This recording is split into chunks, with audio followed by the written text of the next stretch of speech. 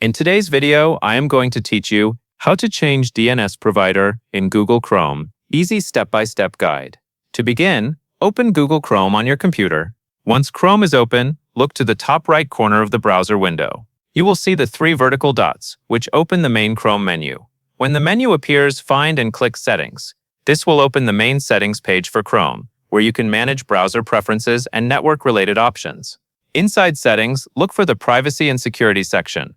Click there to open more options related to safe browsing, permissions, and connection settings. Now find the setting that lets you select a DNS provider. Chrome may label this option in a way that refers to secure DNS or choosing a provider for DNS lookups. From the list of available providers, choose Cloudflare. This tells Chrome to use Cloudflare as the DNS provider for your browsing activity.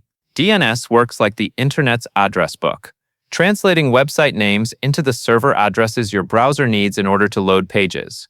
By selecting a provider manually, you are choosing which service handles those lookups while you browse. After selecting Cloudflare, the change is usually applied right away. In most cases, you do not need to restart Chrome, but if you notice any delay or unusual behavior, closing and reopening the browser can help refresh the connection. That covers everything you need to know.